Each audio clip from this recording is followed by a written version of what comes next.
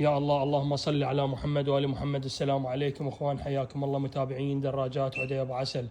اخوان، لحظات من نشر الدراجه البيضة السجنز الاصيله اللي حكينا بالفيديو ووضحت لكم عليها. الدراجه انباعت من فضل الله. انا دراجاتي اعتني بيهن واشتري الجديد. الله يشهد علي، اتعب تعب بالدراجه بس الله اللي يدري. انا ما رايد من بشر، اريد من رب العالمين. اني ما اريد من بشر، احنا نريد من رب العالمين يسترنا ويستركم. اخوان، هاي انباعت الاخونا امير من اهالي المسيب. امير من اهالي المسيب، ويشوف عليها كل الخير. الدراجه وصلت فلوسها، وبناء على طلبه نشيسها الدراجه ونصعد لها ان شاء الله بكيه خاصه مثل ما راحت اليوم الماجستا بهاي الكيه. فان شاء الله يستاهل اخونا امير خضير من اهالي المسيب، يشوف عليها كل الخير. اخوان، هاي من تشوفوها بالمسيب هاي مالت ابو عسل، لان 1-1 بالجداديه. يلا اخويا صعدها له. اخوان، هاي ان شاء الله راحت، وعندنا دراجات ان شاء الله حلوات وبعد اجدد من هاي.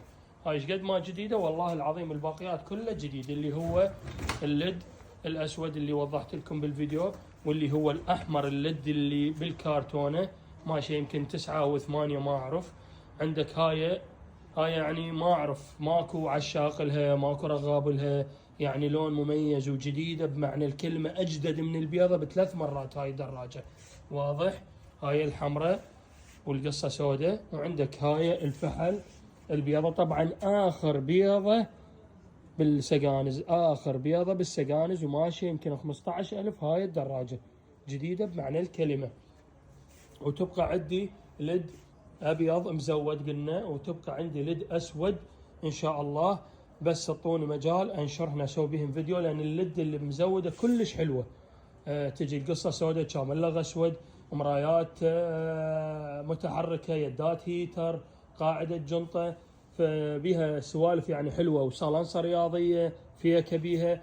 فان شاء الله هواي خابروني على بيضه لد، فان شاء الله انشرها لكم، وانا وياكم على اتصال، وانا وياكم على 24 ساعه يعني ان شاء الله بالفيديوهات الحلوه اللي مميزه. انتظرونا ان شاء الله، القادم افضل. اللي يريد وحده من هاي القطع المميزه يخابرني، وانا ما اقصر وياه، وانا خادمكم واخوكم ان شاء الله ابو عسل. حياكم الله.